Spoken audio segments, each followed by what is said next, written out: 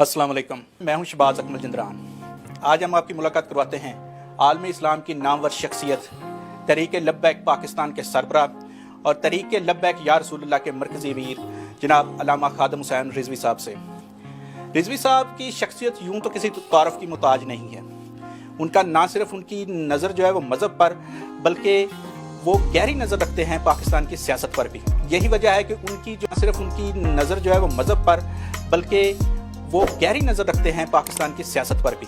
यही वजह है कि उनकी जो सियासी जमात है तहरीक लब्बैक पाकिस्तान, उसने पहली एंट्री दी मुल्क की सियासत में, लेकिन पंजाब में वोटों के एतबार से वो तीसरे नंबर पर, जबकि मजमूई तौर पर पूरे मुल्क में वोटों के एतबार से वो चौथे नंबर पर रही। तो आइए बात करते हैं रिजवी साहब से। अस्सलाम वालेकुम। वालेकुम। मौलाना कैसे हैं आपका? अल्हम्दुलिल्लाह, आप ठीक है? खैरियत से हैं? सबसे पहले तो हमें ये बताएं कि 2 नवंबर को आप जो तरीके ख़त्म नबूवत का एक करने जा रहे हैं इवेंट है, ये क्या है? ये कोई जलसा है या धरना है, क्या चीज़ है? जी, बिस्मिल्लाहिर्रहमानिर्रहीम।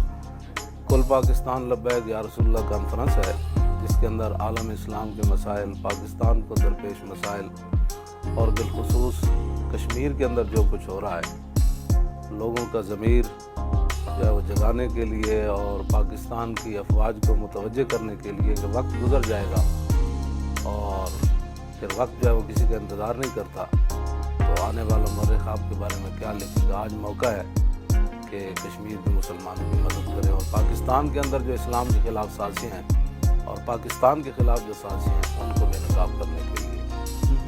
तो इसके लिए क्या इंतजाम आपने अब तक किए हैं? कहाँ कहाँ से लोग आएंगे? पूरे पाकिस्तान से आएंगे या कि दुनिया से भी लोग आ रहे हैं? जी, पूरे पाकिस्तान, आज़ाद कश्मीर समेत भी लोग आएंगे और पूरी दुनिया से भी लोग आ रहे हैं। और लोगों ने अपनी छुट्टियाँ 2 नवंबर के लिए पीछे कराई हैं कि हमने वहाँ ज़रूर शिरकत करनी है। तो इसके लिए जो मुतलका इदारे हैं उन्होंने आपको इजाज़त दे दी है? जी, इशारा दिया कि आप कर लें। जी, आप बाकायदा तो अभी इजाज़त नहीं मिली, लेकिन इंशाअल्लाह कॉन्फ्रेंस तो होगी। अच्छा, ये बताएं कि पिछले दिनों पता चला आपकी पहले नज़रबंदी हुई, फिर गिरफ्तारी हुई, गिरफ्तारी के बाद आपकी रिहाई होती है, बेल पे आप बाहर आते हैं, उसके बाद से एक खामोशी है, क्या वजह है? आप नज़र नहीं आ रहे? जी, मैं तो हर जगह नज़र आ रहा हूँ। मैं तो किसी मकाम पर भी पीछे नहीं रहा। सबसे पहले हमने ही कश्मीर के बारे में इतनी बड़ी रैली निकाली, फिर कश्मीर में जा रहे थे तो फिर इनके लिए परेशानी बन गई, लाखों लोग मैदान में आ रहे थे, तो कहीं भी खामोशी नहीं है। कब की बात है? मीडिया पे ये नज़र नहीं है? मीडिया पर ज़ाहिर बात है, जिनका कब्ज़ा है वो हमारी बातें कब आने देते हैं। वो तो 10 आदमी नाबीने खड़े हो तो उनकी खबर आ जाती है, तो देखने वाले लाख भी हों तो किसी को नज़र ना आए, तो अब हम इसमें क्या कर सकते हैं। क्या पैमरा की तरफ से कोई रिस्ट्रिक्शंस हैं, कोई ऐसे इंस्ट्रक्शंस हैं मीडिया पे, टीवी चैनल्स पे जिस तरह आपको कवरेज दी जाती थी उस तरह नहीं आ रहा है? नहीं, हमें कभी भी कवरेज नहीं दी गई। या कवरेज दी जाती तो फिर हमारा बहुत और ही कोई निज़ाम होता, तो कोई बात नहीं। मा तशाऊन इल्ला अन यशाअल्लाह, इनके चाहने से कुछ नहीं होगा, होगा तो वही जो मेरा रब चाहेगा। अच्छा, ये बताएं, अभी आपने जो बात की है तहरीक लब्बैक पाकिस्तान का जो आप इवेंट कर रहे हैं, तो इसमें लब्बैक या रसूलुल्लाह का, इसमें आपने बताया कश्मीर इशू को हम हाईलाइट करेंगे। तो कश्मीर को हमारे जो प्राइम मिनिस्टर हैं इमरान खान, उनकी जो तकरीर है जो उन्होंने जो यूनाइटेड नेशन जनरल असम्बली में की, उसको आप कैसे देखते हैं? नहीं, तकरीरों से तो मसला कभी हल नहीं ना हुआ। जब बनु खुदा के साथ हुजूर का मुआहदा हुआ हुदैबिया के मकाम पर, तो उसके बाद उन पर हमला हुआ, तो नबी अलैहिस्सलाम ने रात के वक्त फरमाया मैं आ रहा हूँ। ये तो नहीं फरमाया कि मैं तुम्हारी खातिर जंग कर दूँ, बल्कि हुजूर ने फरमाया मुआहदे की जो दोबारा तजदीद नहीं हो सकती। हुजूर ने फरमाया मैं आ रहा हूँ, तो नबी अलैहिस्सलाम तशरीफ़ ले गए, मक्का फतह हो गया। तो तकरीरों से तो बात नहीं ना होती। सिद्दीक़ अकबर ने तकरीर से तो नहीं की, फरमाया वो मैं आ रहा हूँ, लश्कर उसामा भी जाएगा और क़यादत भी वही होगी, और मुर्तद्दीन के ख़िलाफ़ भी जिहाद होगा, और मानीन ज़कात के ख़िलाफ़ भी जिहाद होगा, और जो मुनकरीन ख़त्म नबूवत है उनके खिलाफ भी जिहाद हो। तकरीरों से तो बात, तकरीर अच्छी करने से, सिद्दीक़ अकबर ने पहले तकरीर फरमाई, फिर उस पर अमल करके दिखाया। तो आप क्या समझते हैं कि कश्मीर का हल क्या है इस वक्त? जिहाद, बिल्कुल। आज भी मैं यही कह रहा हूँ और आने वाली नस्लें भी हमारी यही कहेंगी, जिहाद के बगैर कुछ भी नहीं होगा। और वो वक्त क्या है? यही वो वक्त है जब हमने जिहाद करना है? बिल्कुल यही वक्त है। कब और वक्त होगा? जब बच्चियों के साथ रैप हो रहे हैं, उठा कर ले जा रहे हैं, बच्चे ज़बह हो रहे हैं और लोग जो है वो घरों के अंदर महबूस हैं, घरों में कब्रें खोदी जा रही हैं, तो इसके बाद कौन सा और वक्त आएगा? नहीं, हमारे प्राइम मिनिस्टर वो कहते हैं कि जो आज का दौर है ये जंगों का दौर नहीं है, ये हम दोनों मुल्क जो है वो एटमी पावर्स हैं, मुल्क जो है वो मुतम्मल नहीं हो सकता कि जंग करे। तो आप इसको कैसे देखते हैं? फिर क्रिकेट मैच का तो मुतम्मिल है ना, وہ ہو گیا ایک اور کرکٹ میچ رکھتے ہیں. اگر کشمیر کرکٹ میچوں سے فتح ہوتا ہے تو وہ کرکٹ عالمی کرکٹ یہاں رکھ دیں. کوئی تو حل ہوگا نا اس کا.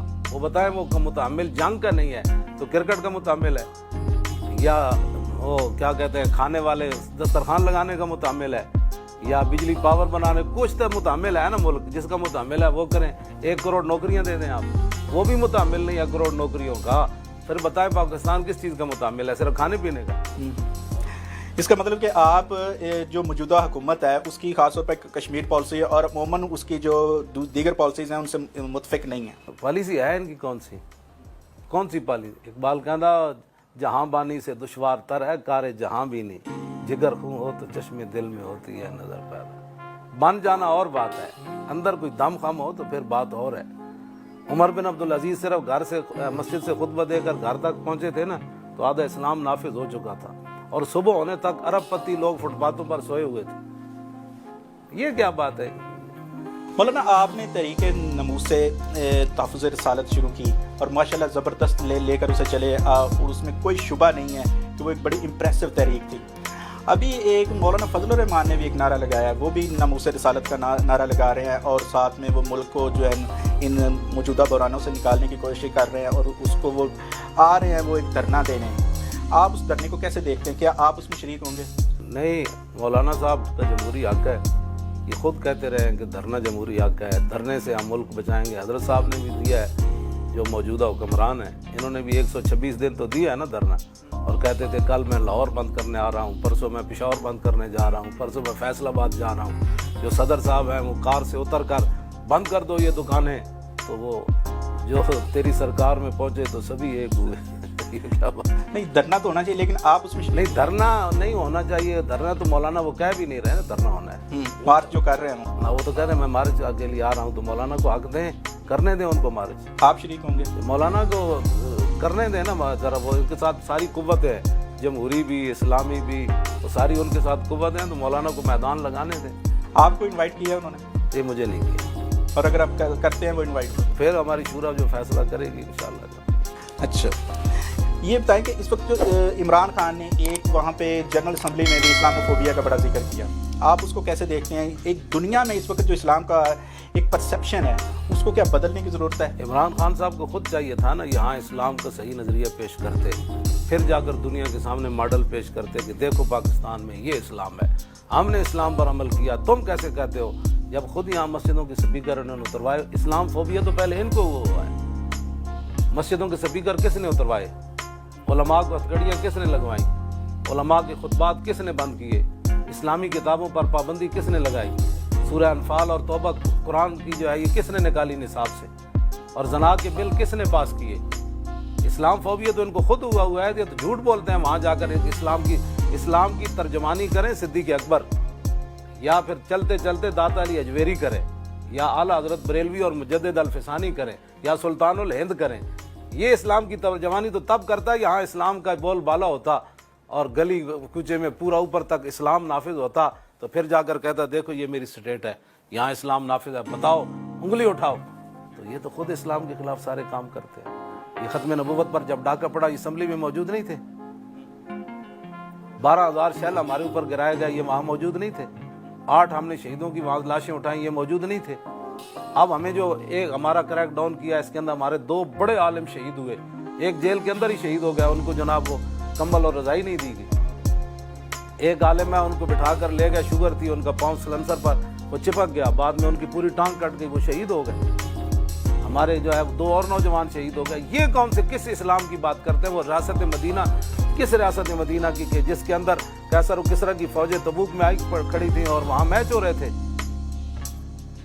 ہمیں بتائیں نا وہ ریاست مدینہ کی بات. کبوتری کے پیچھے بھاگنے والے کو حضور نے فرمایا اوپر اڑنے والی شیطانہ ہے, اور جو اس کے پیچھے بھاگ رہا ہے وہ شیطان ہے. کبوتری کے پیچھے بھاگنے والا شیطان ہے, تو گیند کے پیچھے بھاگنے والا کون ہے؟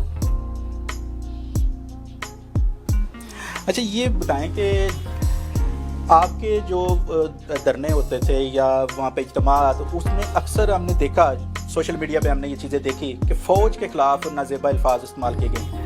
آپ کی جو جماعت ہے, آپ خود ہیں پاک فوج کے, ان کو کیسے دیکھتے ہیں کہ آپ ان کے خلاف ہیں یا حق میں ہیں؟ مولانا جو انہوں نے بات کی تھی وہ مولانا صاحب نے خود ان سے بات کر لی ہے.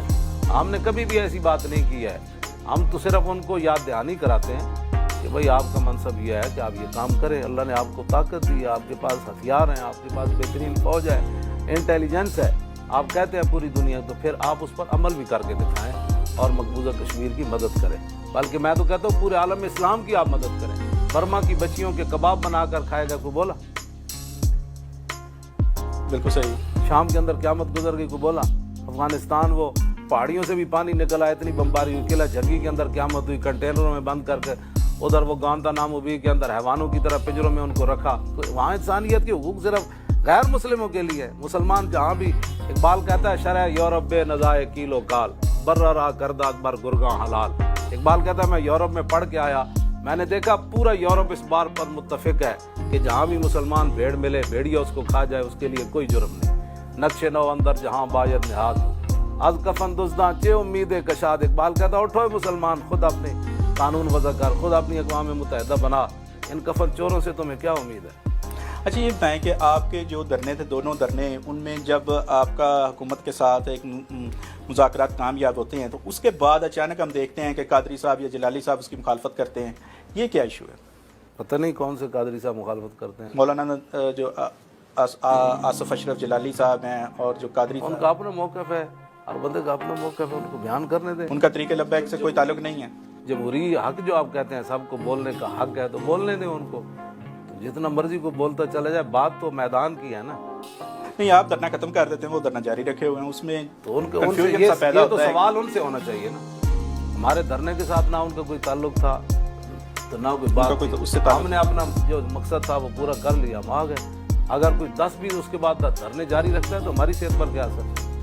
اچھا ایک بتائیں کہ ابھی آپ کی جماعت جو ہے ماشاءاللہ پنجاب میں ووٹوں کے اعتبار سے تیسرے نمبر پہ رہی ہے حالیہ الیکشن میں, اور پورے پاکستان میں وہ چوتھے نمبر پہ رہی ہے. تو آئندہ بھی آپ سیاست میں اسی طرح ایکٹیولی حصہ لیں گے, اور جو آ رہے ہیں جو ہمارے جو بلدیاتی الیکشن ہیں اس میں کیا آپ کی جماعت حصہ لے گی؟ انشاءاللہ تعالیٰ بھرپور. اور ہم نے ابھی تیاریاں شروع کر دی ہیں. آپ نے امیدوار جو ہے ان کو پرکھنا شروع کر دیا ہے, ان کو دیکھ بھال. ہم کہہ رہے ہیں کہ بھائی اس کو کھڑا کریں, اس کو نہ کھڑا کریں. نچلی سطح تک ہم نے ساری جو یوسیوں کے اندر اپنی سارے معاملات مکمل کر لیے. ایک بڑا سوال ہے, ذاتی سا سوال آ جاتا ہے, آپ کی ویڈیوز دیکھتے ہیں, فوٹیجز دیکھتے ہیں, تو ان میں جو ہے نا ابیوز بڑا ہوتا ہے, نظر آتا ہے کہ لوگ کہتے ہیں جی آپ گالیاں دیتے ہیں. وہ ایک گالی نکال کر دکھائیں, ایک گالی صرف. اب یہ بغیرت تو, یہ تو حضور نے بھی فرمایا قیامت والے دن بغیرت بندے کی طرف اللہ نظر کرم نہیں فرمائے گا. کسی کو بغیرت کہنا گالی تو نہیں ہے, یہ تو اس کی حقیقت بیان کرتا ہے. یہ جو کہتے ہیں وہ بڑے ایک آپ کے حوالے سے ایک شہرت اس کی ہوئی کہ تیری بہن دی سری, اور یہ تو سوال ہی نہیں پیدا ہوتا. یہ تو ایک اور مولانا نے بات کی ہے, وہ میری تصویر لگا کر جھوٹ بولتے ہیں. یہ تو میری زبان پر آج تک میں نے یہ زبان پر بھی یہ لفظ نہیں ہے, یہ تو نکالنا تو سوشل میڈیا پہ یہ صرف پروپیگنڈا ہے. میں گالی نہیں دیتا بالکل, کوئی ایک میری لگا کر. باقی لے کے بغیرت اس کے بارے میں تو الدیوس حضور نے بھی فرمایا, الدیوس کی طرف اللہ نظر رحمت نہیں فرمایا. ٹھیک ہے. اور ایک یہ جو ہے کہ آپ کے حوالے سے یہ بھی بڑا ہے کہ فلاں سے ہم قرضہ لے لے, اور قرض واپس مانگے تو انہیں کہیں جی آیا جائے گا. بالکل ایسی بات ہے, لے چکے ہیں ہم سے واپس. سود تو اسلام میں جائز نہیں ہے, یہ جائز ہے. اس کا اتنا کم از کم گناہ پتہ ہے کیا ہے, کتنا حضور نے فرمایا. اب یہ میڈیا پر لوگ پھر پریشان ہو جائیں. اپنی ماں کے ساتھ 70 مرتبہ بدکاری ہے, کم از کم. شرک کے بعد سب سے بڑا گناہ ہے. پھر اور نبی علیہ السلام نے حجۃ الوداع کے موقع پر فرمایا وربا جاہلیت موضوع واول ربان ادا ربانا ربا عباس بن عبد المطلب فانه موضوع کل. فرمایا جاہلیت کے سارے سود آج میں ختم کر رہا ہوں, اور سب سے پہلے اپنے چچا عباس بن عبد المطلب کا, ان کا ہر سود آج میں روند کر جا رہا ہوں. آج کے بعد سود نہیں کرنا. یہ تو حضور نے خود فرمائی ہے بات. اب ایک ہی تو جرم ہے جس کے بارے میں فاذنوا بحرب من اللہ ورسولہ ہے. اگر تم بعد نہیں آتے تو اللہ رسول سے اعلان جنگ کرو. اور یہاں کہتے ہیں او مولوی صاحب کوئی آپ ایسی صورت نکالیں جس میں سود جائز ہو جائے. کل کو یہ اور بات کرے کہ مولانا صاحب مجھے خنزیر کھانے کا جی چاہتا ہے, صورت نکالو تو خنزیر جائز ہو جائے. کتا کھانے کا جی چاہتا ہے, یہ کوئی باتیں کرنے والی. کلمہ پڑھنے کے بعد مومن جو ہے حضور نے فرمایا اس اونٹ کی طرح جس کی نکیل اس کے مالک کے ہاتھ میں ہے, یعنی بے زبان ہے. اس کو حق نہیں ہے کہ وہ اس طرح کی گفتگو کرے. لیکن ہمارا تو سارا فائنینشیل سسٹم جو ہے, سارا بینکنگ سسٹم اسی پہ چلتا ہے. تو پھر اس کو تبدیل کس نے کرنا ہے؟ نیا پاکستان کم از کم بنائے نا جی. ریاست مدینہ کا مطلب کیا سود چلتا تھا؟ حضرت صاحب سے یہ سوال ہونا چاہیے نا بھائی 13 مہینے ہو گئے قبلہ, تو کم از کم کوئی تو جھلک دکھائے نا ریاست مدینہ والی.